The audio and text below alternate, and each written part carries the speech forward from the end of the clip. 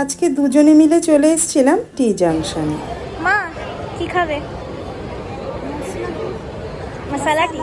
আচ্ছা, আর সাথে সাথে কি খাবি? স্যান্ডউইচ নাকি কেক খাবো? ঠিক আছে, আচ্ছা গিয়ে দেখছি। আপেল কেক দেখ পাস নাকি? তুই আপেল কেকটা ভালো খাস। পিকলি অনেক দিন কলকাতায় এসে রয়েছে, আবার হয়তো খুব শিগগিরই ব্যাঙ্গালোরে ফিরে যেতে হবে। আর আমরা দুজনে মিলে সেরকম কোথাও বেরোইও নি, তাই আজকেও একটু সুযোগ পেয়েছে, তাই বললো মা চলো একটুখানি দুজনে মিলে ঘুরে আসি। তাই জন্য চলে এসেছি CC1-এ।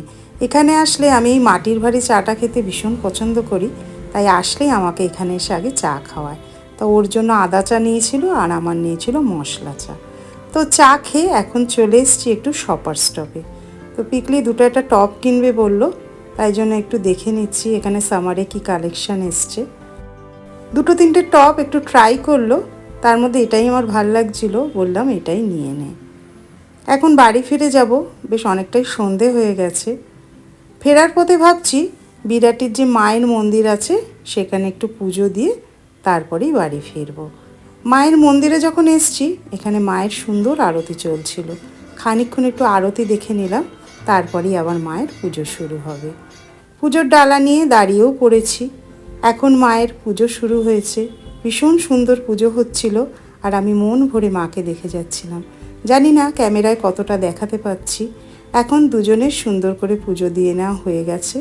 এইবার চলে যাচ্ছি মন্দিরের পেছন দিকটায় ধূপকাঠি আর মোমবাতি ধরানোর জন্য। মন্দিরের পেছনে একটা পুকুর আছে, পুকুরের পাড়ে এরকম ধূপকাঠি আর মোমবাতি জ্বালানোর সুন্দর ব্যবস্থা রয়েছে। মোমবাতি আর ধূপকাঠি দিয়ে মাকে একটু আরতি করব, তারপরে বাড়ি ফিরে যাব। আমি যখনই সুযোগ সুবিধা পাই তখনই এখানে এসে একটু করে মায়ের পুজো দিয়ে যাই, আমার বেশ ভালো লাগে।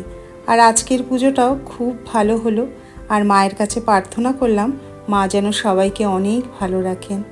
আজকের দিনটা সত্যিই ভীষণ ভালো কাটলো, তাই এই সুন্দর দিনের কিছু সুন্দর মুহূর্ত তোমাদের সাথেও একটু ভাগ করে নিলাম। যদি ভিডিওটা তোমাদের ভালো লাগে তাহলে একটা লাইক করে দিও, আর সবাই অনেক ভালো থেকো, সুস্থ থেকো। আবার খুব শিগগিরই তোমাদের সাথে দেখা হবে নতুন কোনো ভিডিও নিয়ে।